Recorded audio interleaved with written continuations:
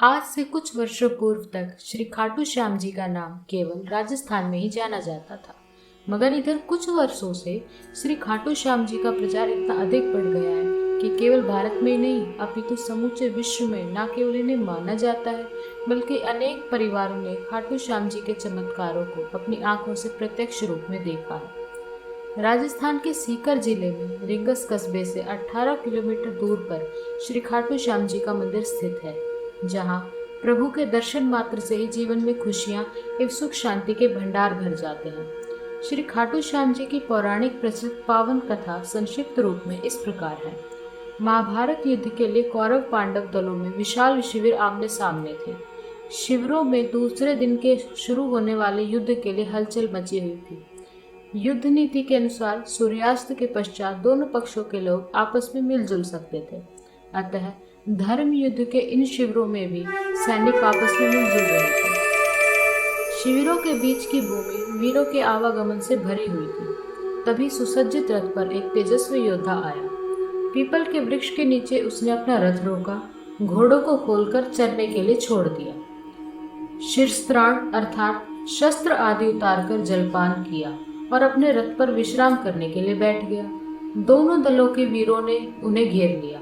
सभी का केवल एक प्रश्न था, आप किस ओर से युद्ध करेंगे, आप किस ओर से युद्ध करेंगे। मैं किसी भी दल का नहीं हूँ और ना ही किसी दल से युद्ध करूंगा।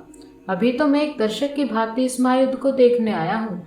बाद में उस दल की ओर से युद्ध कर लूंगा जो पराजित होता दिखेगा या जिसके साथ अन्याय होता दिखेगा।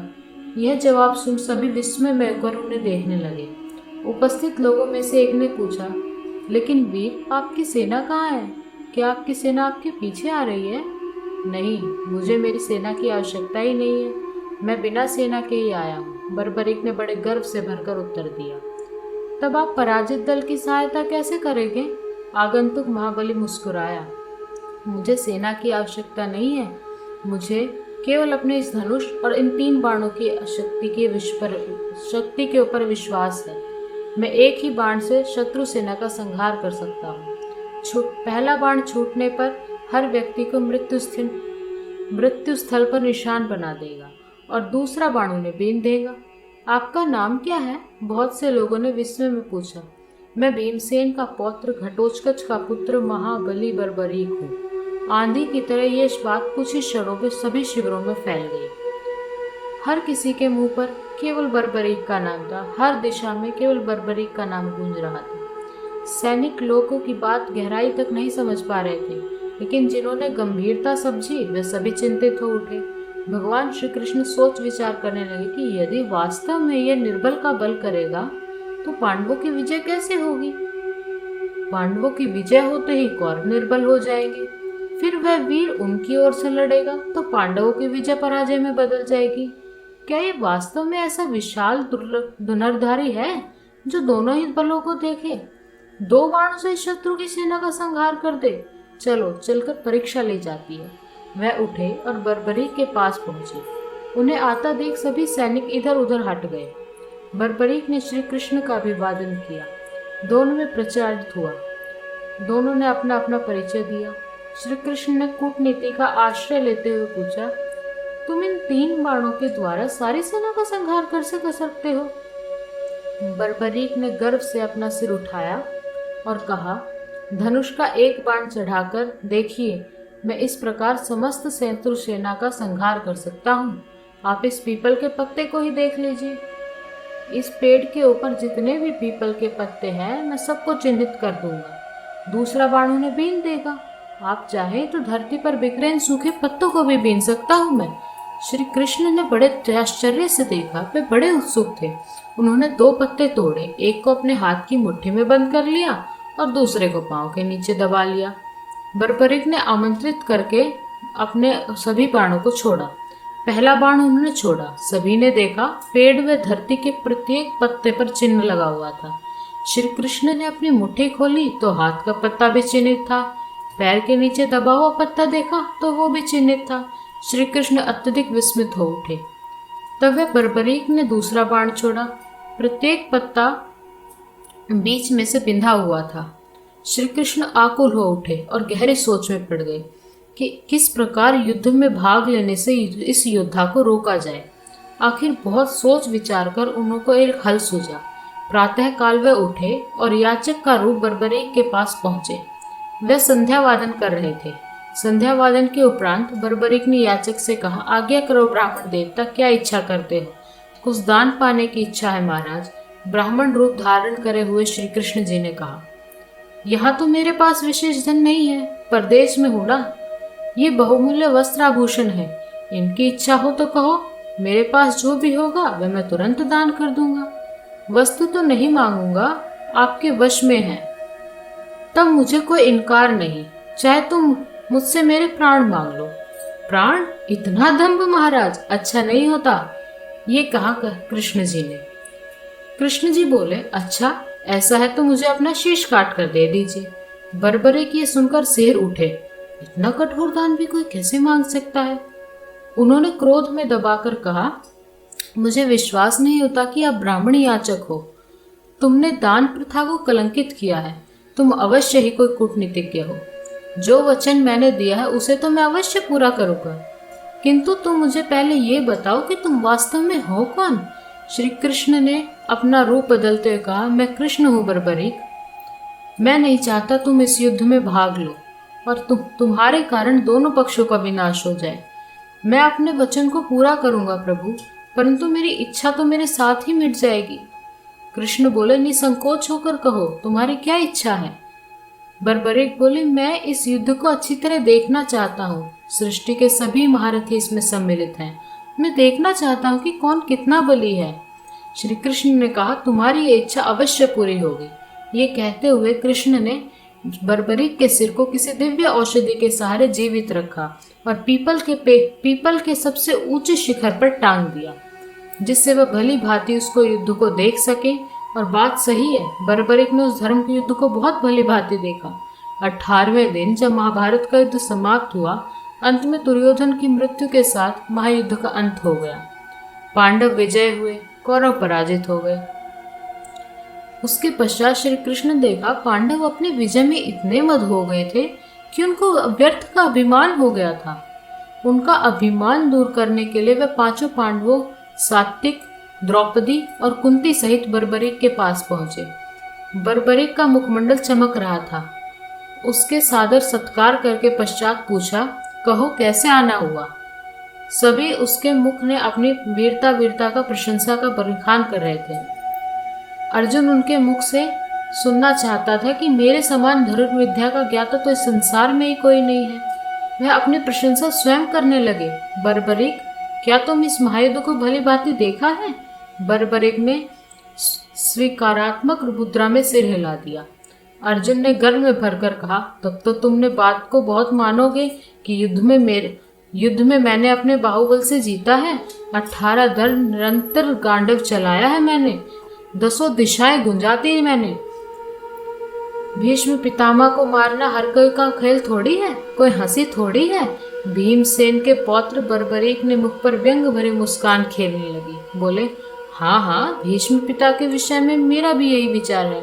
कहे चलो, रोको मत। अर्जुन ने फिर बोला, मैंने भगदत्त जैसे महाबली को मार गिराया, द्रोण को निस्तेज कर दिया था, और कर्ण, जिसके भय से धर्मराज युधिष्ठिर तक को रात भर नींद नहीं आती थी, उसका वध मेरे ही हाथ हुआ है। बाद में अश्वत्थामा को मणि रहित भी कर दिया मैंने। क्यों बर्बरीक? अब तो तुम मेरी और गांडीव की प्रशंसा करोगे ही। बर्बरीक खुलकर हंसा। उत्तर दूंगा, और भी किसी को कुछ कहना है तो कह दो। इतने में भीम बोल पड़े, मेरी इस पर्वत सा विशाल गदा के विषय में क्या विचार है बर्बरीक? तुमने देखा होगा, इसी गदा के सहारे मैंने दुष्ट दुशासन का दूध पिया है, रक्त पिया है। इसी गदा से मैंने अद्वितीय गदाधारी दुर्योधन का वध किया है। हिडिंब, बकासुर, कीचक जैसे लोगों का वध किया है मैंने। मेरी कथाएं तो तुमने सुनी ही होंगी। अब तुम मेरी वीरता के बारे में कुछ कहो ना बर्बरीक। बर्बरीक फिर हंसे। बोले, कहूंगा, पहले तुम सब अपनी बातें कर लो, फिर मैं सबका एक साथ जवाब दूंगा। नकुल सहदेव ने भी अपनी अपनी विशाल तलवारों की प्रशंसा की। बाद में युधिष्ठिर ने कहा, मेरा विचार है बर्बरीक, यह युद्ध मैंने सत्य के बल पर जीता है। बर्बरीक ने सबकी ओर अपेक्षा से देखकर श्री कृष्ण से प्रश्न किया, हे कृष्ण जी, क्या तुमको अपने विषय में कुछ नहीं कहना? श्री कृष्ण, जो अब तक सबकी बातें सुन रहे थे, मुस्कुराकर बोले, मुझे कुछ नहीं कहना बर्बरिक। मैंने योद्धा के रूप में युद्ध में भाग ही कहाँ लिया है। मैं तो मात्र सारथी था, रथ चलाता रहा, युद्ध देखता रहा, बाकी इससे अधिक कुछ नहीं किया मैंने। यह सुनते ही बर्बरिक खुलकर हंस पड़े। उन्होंने अट्ठास के 10 दिशाएं गूंज उठी। बाद में गंभीर स्वर में बोले, अच्छा किया कृष्ण जी, तो तुम सारथी के रूप में ही रहे। युद्ध में भाग लिया होता तो पता नहीं क्या हो जाता। शस्त्र धारण करके भाग लेते तो संभवतः पांडवों की पराजय हो ही जाती। नकुल, सहदेव और युधिष्ठिर को तो महावीरों की श्रेणी में गिनता ही नहीं। रहे अर्जुन और भीम, ये महाबली अवश्य हैं, किंतु कौरव पक्ष के धनुर्धनुर के सामुक तो ये दोनों अनाड़ी और नौसिखिए ही लग रहे थे। अकेले भीष्म ने ही समस्त पांडव सेना और पांडव वीरों का बुरा हाल कर दिया था। उन्हें तो इच्छा मृत्यु का वरदान प्राप्त था प्रभुवर, भला इनके मारे से वो क्या मरते।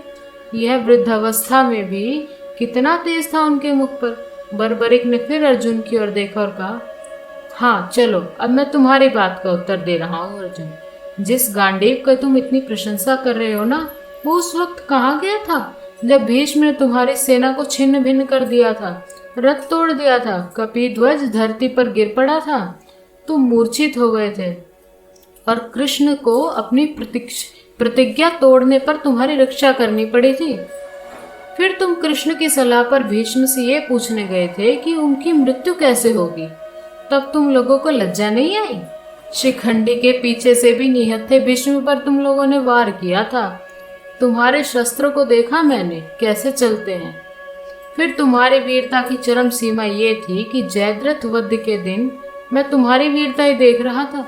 कृष्ण की माया यदि साथ न देती तो एक क्या सैकड़ों अर्जुन भी जयद्रथ की परछाई नहीं पा सकते थे। तेजस्वी वृद्ध आचार्य द्रोण ने तुम्हारी और तुम्हारी सेना की जो दुर्दशा की, वे किसी से छुपी है क्या? अब तुम्हारा बल तेज कहाँ गया था? युधिष्ठिर जितने सत्यवादी हैं, यह भी इस युद्ध में देखा। कृष्ण की सलाह पर अपने गुरु के सम्मुख जाकर उन्हें झूठ बोला।